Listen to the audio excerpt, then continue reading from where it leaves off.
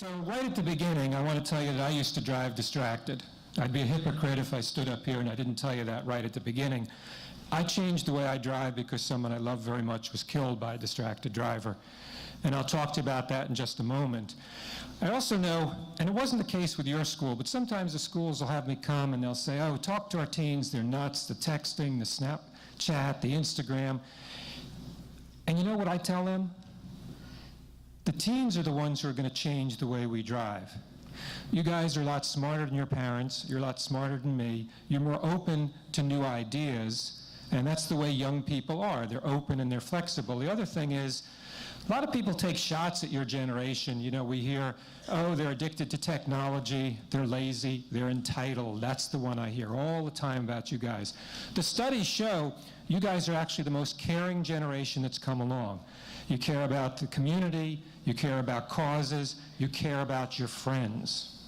So I know you've heard friends don't let friends drive drunk. By the end of this, I hope you're going to think that friends shouldn't let friends drive distracted, because today, more of you will be killed or seriously injured as a result of distracted driving than drunk driving. So if we wouldn't let a friend drive drunk, we shouldn't let a friend drive distracted. The other thing is, I hate it when people tell me what to do.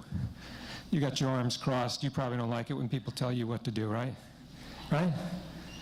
Kind of, yeah. So I'm not going to tell anybody what to do. You guys can figure this out for yourselves. Telling people what to do doesn't really change attitudes and behaviors, and we're just going to talk about distracted driving.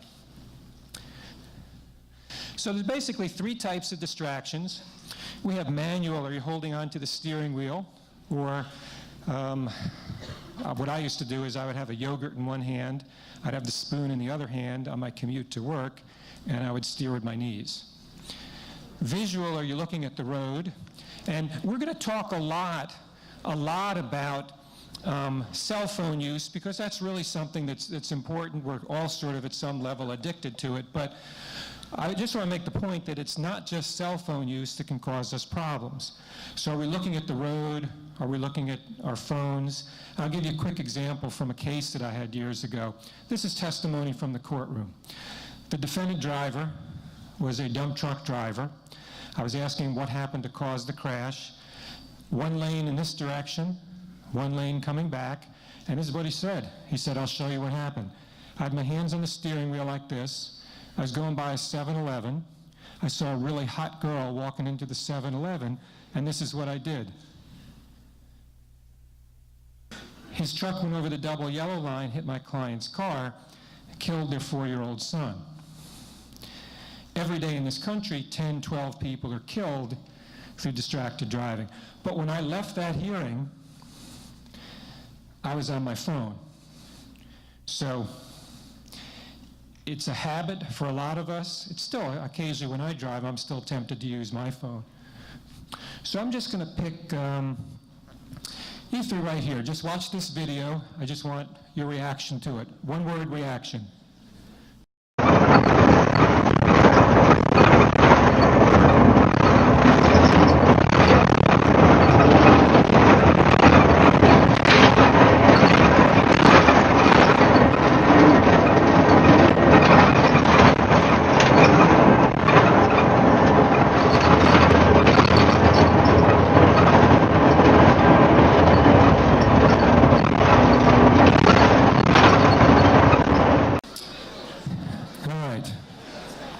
What's your reaction? Preoccupied. That was just dumb. No words. A loss for words. Anybody else? What'd you guys think? Yes. Downright stupid? Yes. Impressive. I hear that from time to time, and I guess in a manner of speaking, it is kind of impressive that he could do all those things without getting into a crash, but that's a really good point. I drove distracted all the time. I would text, I would email, I would read papers. Hey guys. I'd text, I'd emails, read papers, and I wasn't in a crash, but I had some close calls. So for those of you who do text and drive or Snapchat, whatever it might be, most of us haven't been in a crash because the people who have been in a crash, they changed the way they drive. So why we're here is, do we really need to be in that crash for us to change the way I drive? So thanks. What I'm also hearing from students is that it's selfish. I hear that a lot from students, selfish. And actually on the left-hand side is what I hear from adults. Not that you guys aren't adults, we'll just say from older adults. I hear shocking, crazy, dangerous, and on the right, I hear selfish, irresponsible, and disrespectful. Anybody want to take a shot at what's the difference between the two columns?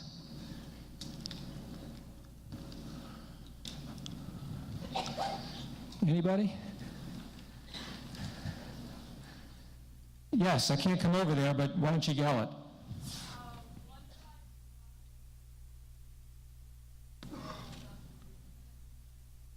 Couldn't hear that, I apologize.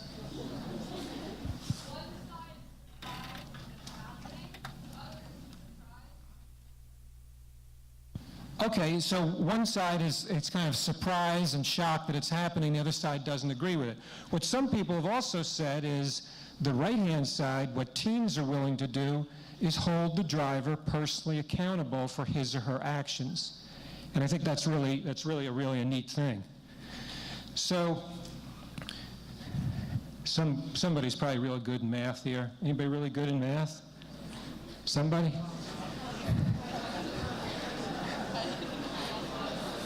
What do you think? C, he's correct. C, absolutely. More than 300 feet. If you want...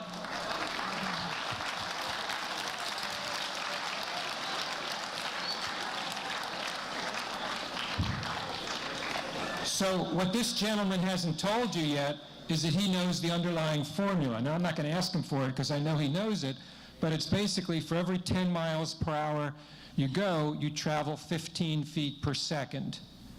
For every 10 miles per hour, 15 feet per second, 55 miles an hour, about 82 feet per second, 4 times 82, 320 feet. Sarah always wants to be connected, and she often tweets or texts while driving. How far will Sarah go while looking away from the road?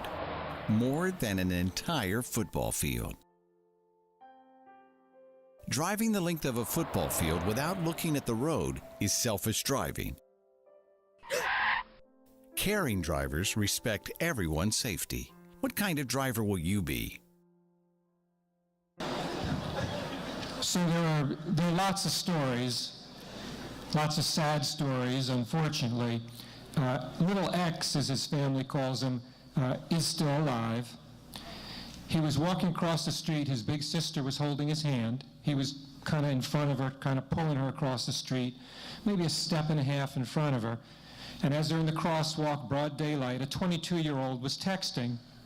She doesn't see that they're in a crosswalk. She hits him, rips him out of his sister's hand. She's dragging him down the road. I heard that people on the side of the road had to scream and yell at her to stop because she was so focused on her text, she didn't realize what she was doing.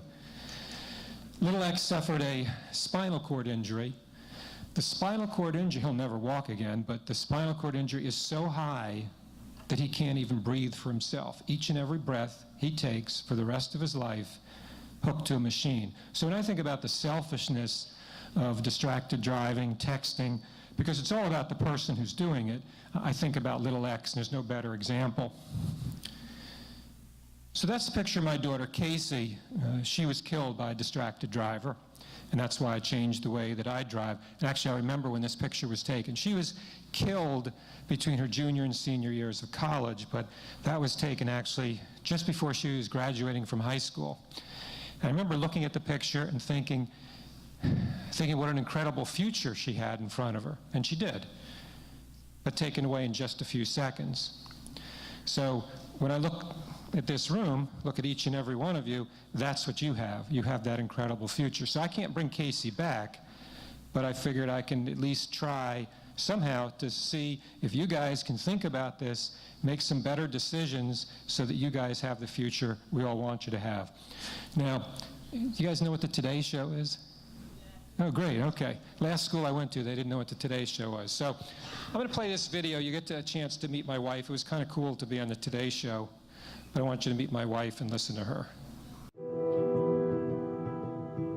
Casey's crash occurred on July 17th, 2009. It was around 5 o'clock in the afternoon, so it was broad daylight. She had a summer job in Ocean City on the boardwalk. She was walking in a crosswalk, was 3/4 of the way across the intersection when a driver blew through the stop sign and literally ran her over. He claimed he had never seen her. She was conscious after she was run over, and she was able to speak with the emergency responders. And the first thing that she said when they asked her how the accident occurred, she said, "I want my mom."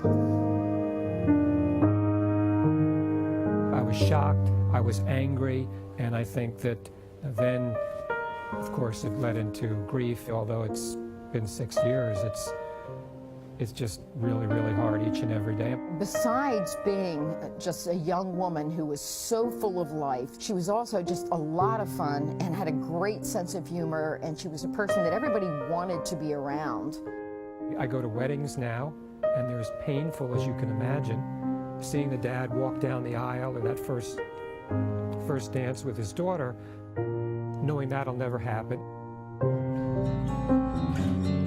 We started End Distracted Driving, EndDD.org, and the mission is to educate the public about distracted driving. What I'd like people to remember is that we have the power through our driving to take lives, but we also have the power to save lives.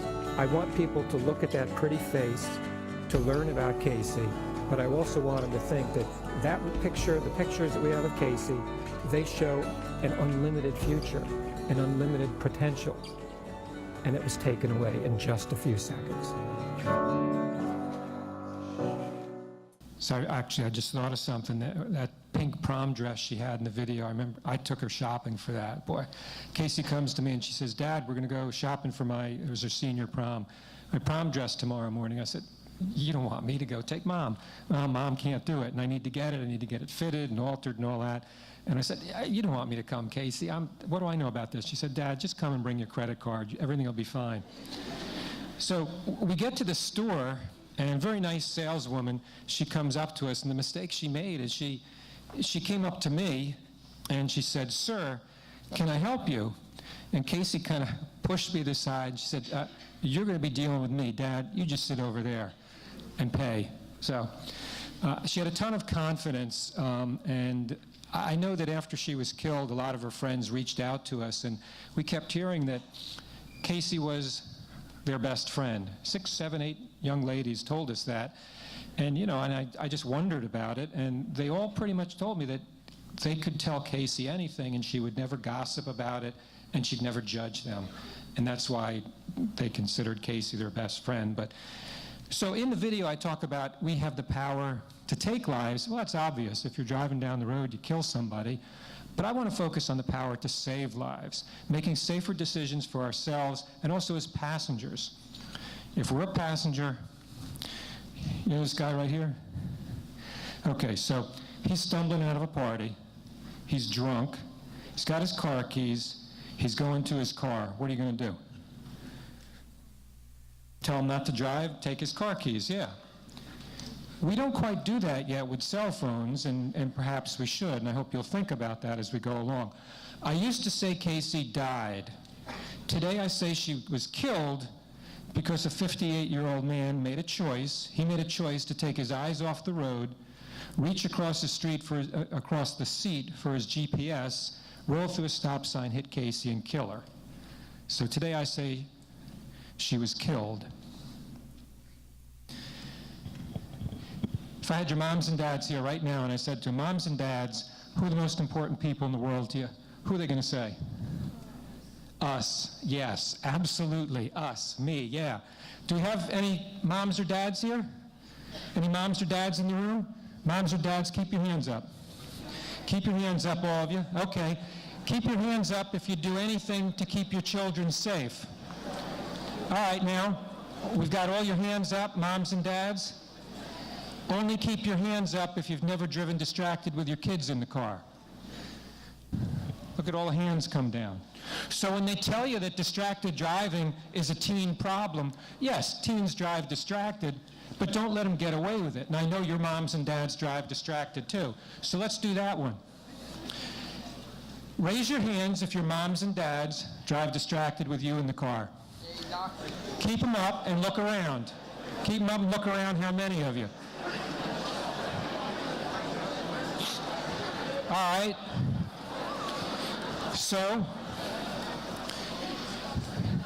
I used to think I was a really good role model for Casey and her little brother and my son Brett. And I think I was in a lot of respects, but certainly wasn't when it comes to driving. This young lady put up 2 hands. I don't know if that's because it's mom and dad. Yep, you want to share like what mom does and then what dad does? They just both text and drive when they're not supposed to. So of course the law in Pennsylvania is you're never supposed to text and drive when you're driving. Okay, so they break the law, you're in the car. I mean, I think about that now looking back at it, how I could do that. My children are the most important people in the world to me. If my wife was seated here right now and you asked me who are the most important people in the world to me, I would say Casey and her little brother Brett. She'd be fine with it. She'd want to be a really close second, but that's the way it is with moms and dads and our kids. So we drive distracted with our kids in the car. It doesn't make a whole lot of sense. Doesn't make a whole lot of sense. What are you doing? You can't text and drive. It's not texting, I'm changing the music. There's no law against that. But it's distracting. What else is distracting but not illegal?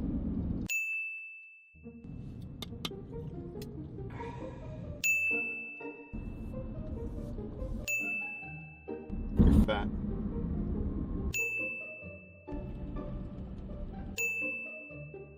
Yes! Beat the level. Nice. Shut up. No, cilantro next, not basil.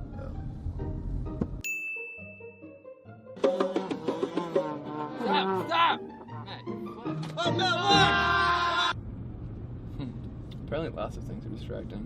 Well, remember, just because they're not illegal doesn't mean they're safe. Yeah, we probably shouldn't do any of those things. Still got cilantro in my teeth. You know, I'm going to be at West Penn doing a talk later, and Scott, we'll see if this happens, but whenever I play this video at businesses, this video, not a single adult laughs when one kid looks at the other kid and says, "You're fat." Not a single one. And we'll just see what kind of crew we have later, all right? So our organization is EndDD.org, and we sponsor a lot of contests. This past year, we sponsored a video and meme contest. I'm going to show you the first place winner. First place winner got $5,000 and tickets to any concert they wanted to go see in the U.S. It was 4 tickets, and they went to see Bruno Mars. So we're going to do that again this year.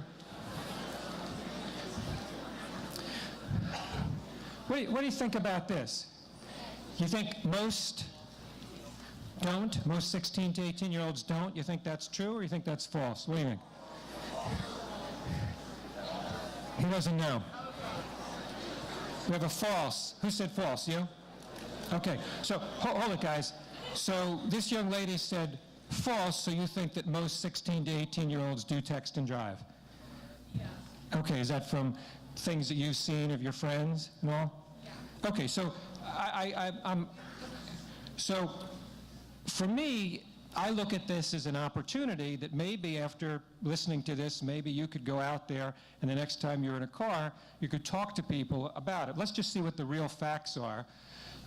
It's actually true. This is a national study. I don't know if it's worse here in your community, but this is a national study, and you'll see that it's repeated.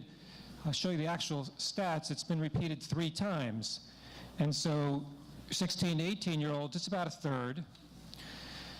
The shocking thing to me is the 19 to 24-year-olds is now up to 60%, and the 25 to 39-year-olds. So they're all increasing, and you guys are kind of staying the same. Now, that 1/3 of you do text and drive, is troubling, but the positive part is 2/3 of you guys don't. So if you happen to be a person who texts when they drive, maybe you'll look at this and you'll say, I'm not in the majority, I'm in the minority. And if you happen to be a person who doesn't text and drive, maybe this should give you some confidence in terms of speaking up. So this is the video that won that $5,000 in those concert tickets. I know that this cap and gown is pretty dope for this year. Yeah, bro, someone's gonna be lit. When do you say dope, then it looks super dope. It's not fair that I get to graduate this summer. It's not fair that I get to go to college. Scared of scary movies and you like hit someone? You still haven't been on the flyers? Wow. It's not even all that. It's not fair that I get to follow my dreams, meet the one, and have a family someday. Just think how her eyes get all the bumps to the side. Not my cousin. Dated my cousin. Still part of it. She's. It's not fair that I get to live, and they don't.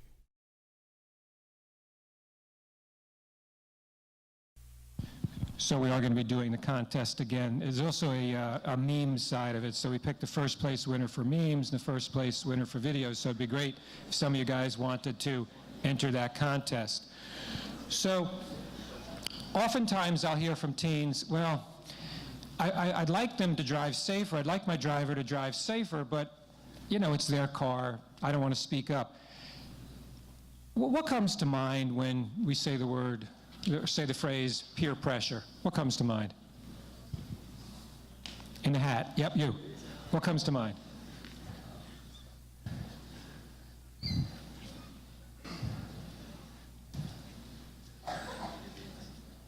Getting people to do things that they don't want to do. Generally, we think about it in terms of drugs, drinking, sex maybe, that kind of stuff. So that's what most people think, but there's another side of it. The other side of it is positive peer pressure, not negative peer pressure. And all the studies show you guys have tremendous influence over each other. If any of you was a little bit on the fence about speaking up, if your driver drives distracted, these stats should encourage you. 90% say they'd stop if a friend in the car asked them to. 44% say they'd be thankful. You wouldn't let someone drive drunk because you care about them and you know they could get killed or kill somebody else. And the people know that you care about them. So you'll be sitting in a car, maybe even today when you go home from school, and you have a choice if your driver drives distracted. You can sit there, hope nothing bad happens, or you can speak up. And we'll talk in a moment about how you speak up. I never got to meet Andrew, but I met his best friend, Julian. Part of Julian's criminal sentence was to go out and tell his story, to go out and tell what he did, and his story is really simple. We were coming back from baseball practice. I had my best friend, Andrew, in the front seat. I was texting my girlfriend. I ran off the road, I flipped the car, and I killed my best friend. So I saw him in a big conference, and he told his story. It was difficult for him, and it's good that he tells it. It's very effective, I think, with teens. But I got to talk to him afterwards.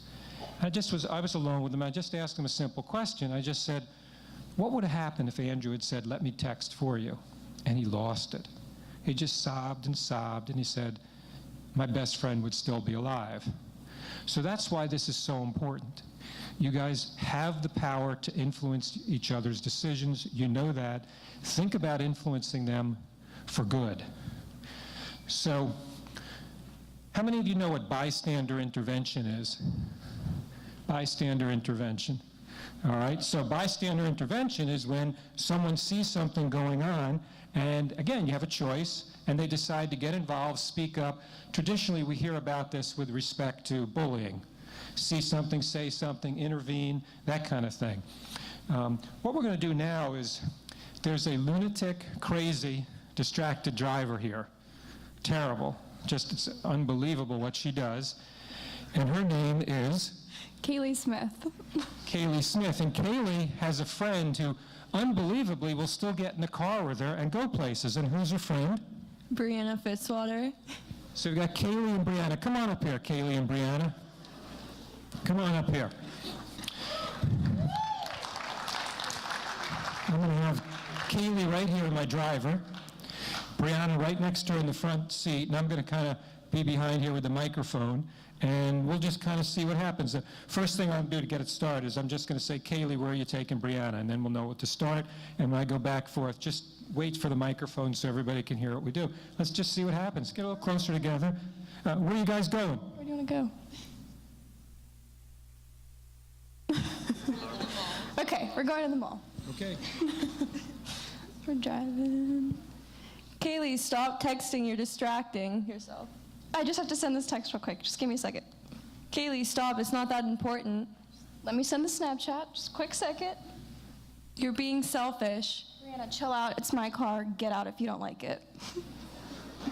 Please stop. You're going to wreck and die. 1 second, Bri. All right, so kind of tough. You'd throw your friend out like that? You'd throw her out. So I guess we should hear this. She's thrown you out of the car before? No. Okay. All right, so, we fool around with it, but we want you to speak up. Do you have any you want to just comment on like a real life situation? One of you been in similar? I think I've done it before, where I've been in the car and with my parents. And do your parents listen to you if you ask them to speak up? If you ask them to stop driving distracted? Yeah. Okay, great. How about you? Well, I actually got into an accident because of a distracted driver. I was driving home from work one day, and this car swerved into my lane and hit me because they were distracted. I don't know what by, though. Well, let's give these guys a round of applause. Thank you, guys. Thank you.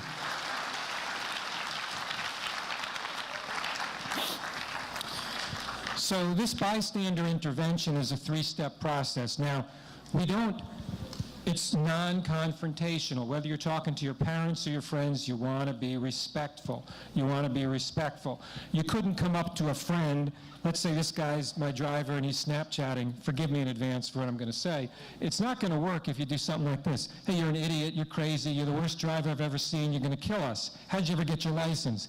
That's a non-starter.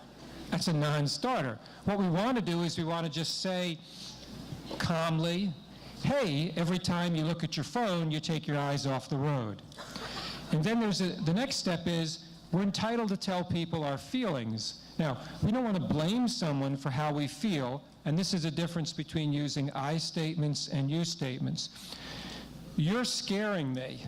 That shuts down the whole conversation because I'm blaming him. I'm a little nervous. Would you get pissed off if I told you I'm a little nervous? Yeah. You would? I would. You would? Yeah. So sometimes you have a hard case. Sometimes you have a really hard case. Okay. So most people wouldn't get pissed off, but you could run into people like this guy. The next step, the most important part, is solve the problem. Hey, let me text for you. He may not want me to text for him, but at least you're having a conversation. And those statistics about positive peer pressure show you that if you take the shot, you take a chance, you're likely to change the behavior of your friend. I just want to go back quickly to the one I talked to you about, Julian and killing his best friend. It just reminded me, I talked to someone, I guess she was 25 or 26 years old. She had killed someone. She was driving, she was texting, and oftentimes I talk to not only families who've lost children like me, but also the killers, the people who've killed through their distracted driving. And she told me that she was going to be spending 30 days in jail. She was going to go in for 2 days each weekend for 15 days. So I talked to her after the weekend and asked her what happened. And she said she got there and they were very rude to her. Of course, that you're not all that polite oftentimes when you get to jail. And they put her in what's called a holding, after they strip searched her, they put her in a holding cell and with lots of other people, and she sat there from 9 o'clock until 1 o'clock in the morning with 12 other women, and there was no place to sit down. There was a toilet right in the middle, just open, and that was her first experience. And then they said they finally took her to a cell, and she could barely talk to me, and she said she heard what it's like when you're in there and they close the door and it bangs shut, and she said, I never could imagine what that's like. And so for the next 15 or 14 weekends, that's where she'll be. you know if you kill someone, you're driving drunk, you're going to jail. You're going to jail now in Pennsylvania if you do that as well for texting or Snapchat. That's the way the law has changed. So we want you to talk about this, acknowledge the behavior. Acknowledge the behavior. If you care about your friends and care about yourself, we hope you'll do this. Using I statements, just tell them how you feel. Don't blame them for how you feel. And this I versus you statement, it's not just for distracted driving. It's actually in interpersonal communications and all. Talking with someone, don't tell someone that, you're disrespecting me, you're making me angry. Just tell them how you feel with an I statement. The conversation will go a lot further. But offer a solution, solve the problem, share responsibility of the driver for getting there safely. All of you already do this as passengers. If you saw a deer run out in front of the car, you'd scream at the driver, look out. If you saw a kid, you'd say, look out. Just do it before you start driving and before the driver takes out his or her cell phone. Ready, ready! Say hi!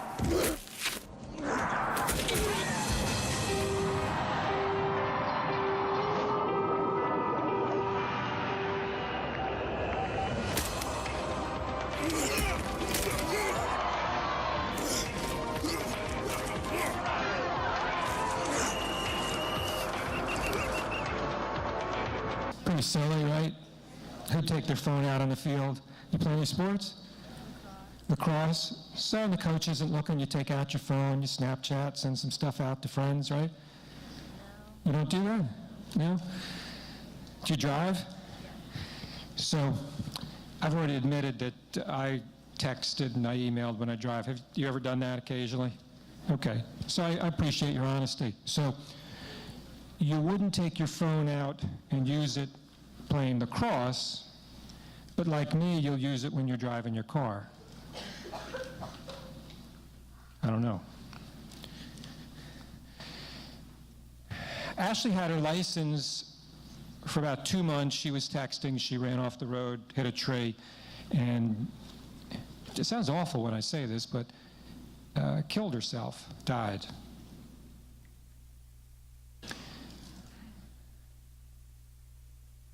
So these next videos you'll see, there was a camera. What had happened was the kids had been in a crash, and they agreed with this driving school to put cameras in the kids' car just to monitor them. So there was a camera on the kid's face, but there's also a camera on the road, and you can see what's going on when they're looking at their phones. Bye.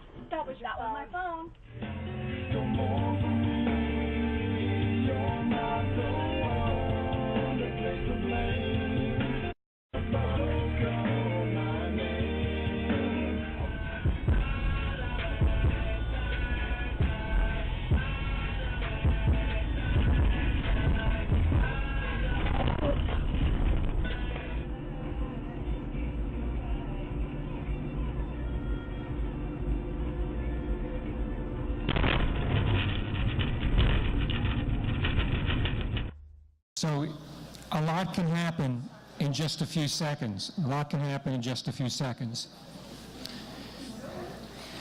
So using the cell phone and talking with front seat passengers were found to be the biggest source of distraction in this overall study.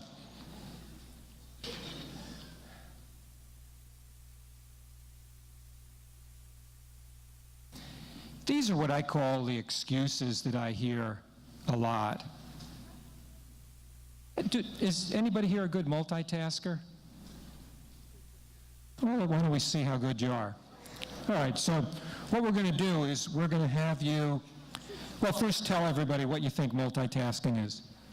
Whenever you can do like more than one thing at a time. Yeah. I'm just going to modify that. I'm not talking about patting your head and rubbing your stomach. We're talking about cognitive things, thinking that you have to think about, okay? So that's what we're talking about. So we're going to do this cognitive experiment twice. The first way is kind of easy, and I'll just have you count from 1 to 10. I'll give you the mic.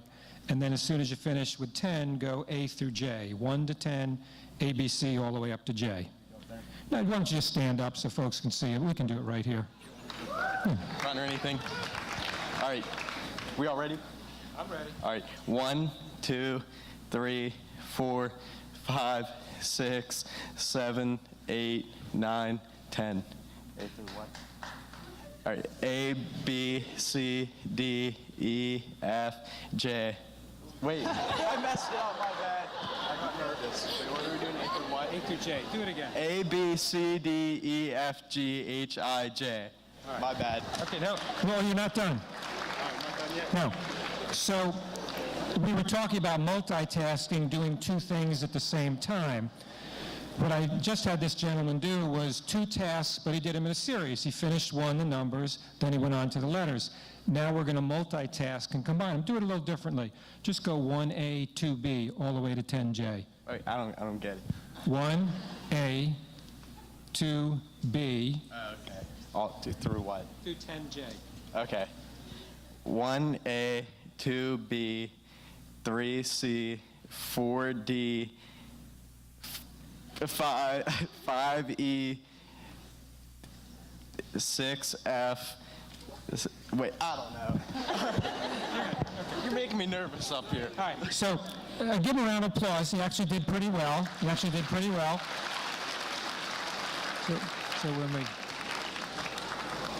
So what the studies show is that 97.5% of us cannot really multitask. There's just 2% of us whose brains are different. They're wired, and I'm certainly not one of them. Who we really can't multitask. What we do is we switch attention from one task to the other, and our performance on each of the individual tasks suffers, as it did with this gentleman. He did it worse the second time. So what we want you to do is we want you to think about when you're driving, scrolling through music, looking at a quick text, you're losing the ability to fully concentrate on driving when you do that. Now, these are all excuses and all, but let me just pick, do you drive? Yeah. Okay. Occasionally you may have texted as well while you're driving. Okay, I appreciate your honesty. So you don't have to say anything. I just need to focus on someone, okay? So let's go to the courtroom where the man who killed my daughter is being sentenced. He's there with his lawyer. I'm there with the prosecutor and the police, and he's probably about this distance away. The judge said, "Do you want to say anything?" And I got up and I started talking about Casey, and tough to even think back about that, but thinking about what a wonderful young woman she was and how we're going to miss her.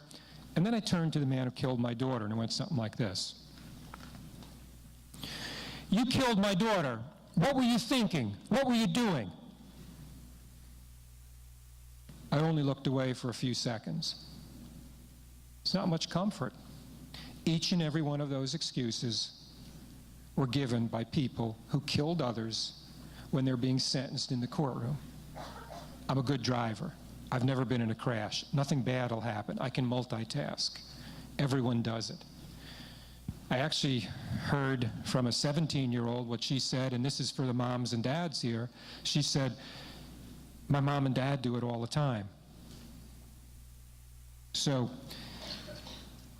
not a single one of the people who killed through their distracted driving was a criminal well, not a criminal, they're now a criminal. They weren't a criminal until that day. And I've met about 20 different people, and it's amazing what they all tell me the same thing. This is people from Utah, Massachusetts, Florida, Pennsylvania, 17-year-olds, 60-year-olds, 40-year-olds, men, women, rich, poor, just all walks of life. They all tell me the same thing. I never thought I was the type of person who could kill someone with my driving. I'll say it's uncanny. I'm going to be meeting someone in Massachusetts next week, and he killed someone. Never met him before. He is going to tell me that because everybody does. Everybody does. So for those of you who've texted while you've driven like I have, probably you've gotten away with it because if you got into a really bad crash, you wouldn't be doing it anymore. So maybe we can figure out a way that you won't do it going forward, even though you haven't been in a crash, even though you didn't lose your daughter, didn't lose someone that you love like I did. That's the idea behind this. We don't want you to be in that situation. You've got your whole lives in front of you, and it can come crashing down in just a minute. If you'd asked me before Casey was killed, I would have told you I was a safe driver. Wasn't in any crashes, didn't get any tickets. Now I look back, I was a lucky driver. Now I would actually be on the, whether it be the turnpike or you know, roads, highways, and I'd be texting or something, and I'd go over to the right-hand lane, and I'd feel those rumble strips. Now they'd remind me. I'd also looked up sometimes, somebody had stopped short in front of me, and I almost slammed into the rear of them. That happened a bunch of times. What do you think? You think that till this point in time you've been a lucky driver or a safe driver? Lucky. So anything different that you might do as a result of listening to me today in terms of your driving? What do you think you might do the next time you get in a car? I won't text and drive, and I'll pay attention to the road. So I was tempted, even after Casey was killed, to use my phone, because I use my phone all the time. You're going to need a plan. Whether you hide the phone, put it in the glove compartment, do something with it, you're going to need a plan, because you just can't change your behaviors by, I mean, I believe what you're saying, that you intend to, but it's going to be tough when you get in the car if this is what you've done. If you work with your friends on it, it makes it easier. If you work as a group to see if you can do things safer. So these are some of the things that we come up with. There are free apps that you can download from every service provider. I have AT&T, it's called Drive Mode, and if you call me when I leave here and I drive back to, I live just outside Philadelphia, when I drive back there today, you'd get a recording. If you text me or call me, it goes something like this. Hi, this is Joel, I'm driving, it's not safe to respond, I'll get back to you. What some of the students tell me is, actually, there was a student in New Jersey. He downloaded one of those apps. His dad called him, and he got that recording. And when he got home that night, his dad went up to him and said, hey, I see you downloaded that app. He said, yes. And he said, I'm really proud of you. And he gave him a $100 bill, which I thought was kind of neat. So that's kind of a, so give it a try. Give it a try.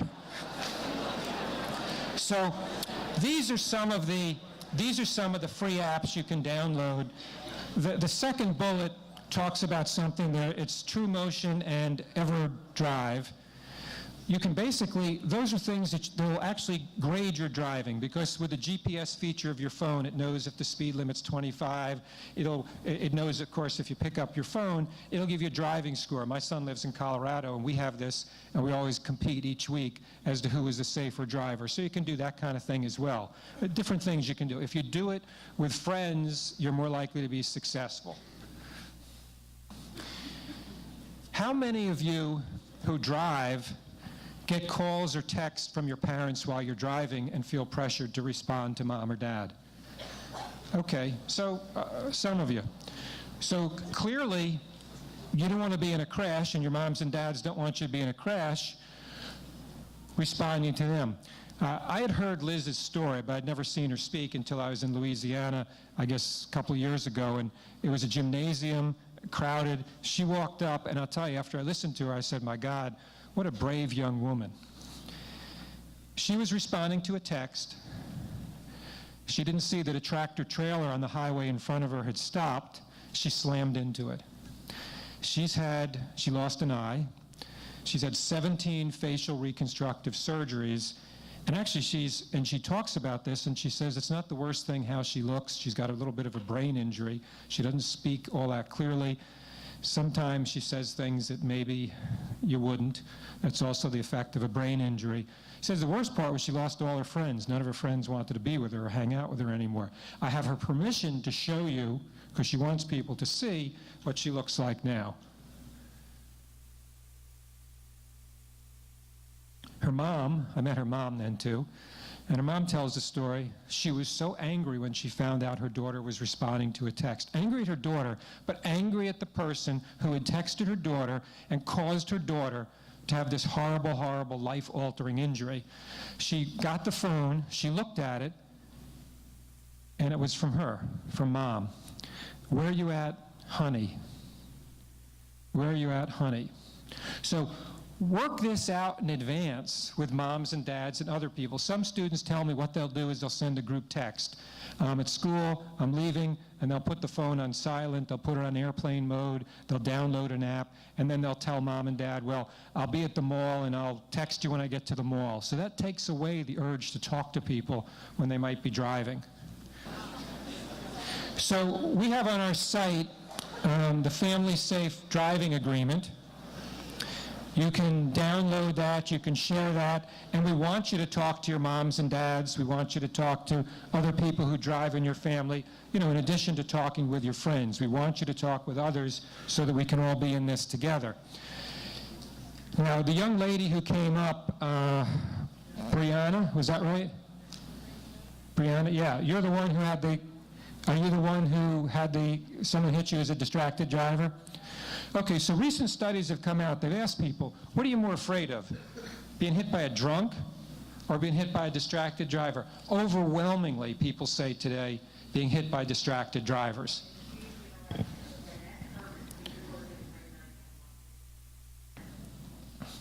So more people are afraid today of being hurt by a distracted driver. When you're a driver, you're responsible for yourself, but also the people who are in your car, your passengers. How do you protect yourself from other distracted drivers? Well, they say you should scan the road. You should look around. You should look and see, even if you have the green light, the guy who's coming who should be stopping from the side for his red light, assume that he's not going to stop because he's looking at his phone. So slow and be able to avoid it. These are some of the things that you do. You can't be a defensive driver. That's what we're talking about, looking out for the other guy. You can't be a defensive driver if you're a distracted driver.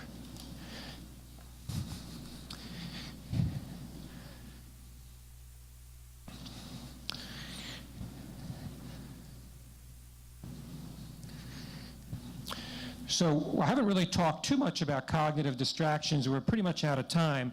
We did, with respect to that multitasking exercise, and this is probably more for your moms and dads than you, because I just picked somebody.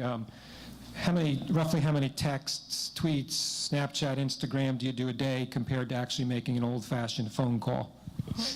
A lot more. I don't know. So when in talking with students, I hear 50 to 75 of the texts, the tweets, and all that stuff, and 2 or 3 phone calls a day. That's kind of what I'm hearing. Your moms and dads probably be different, some of them.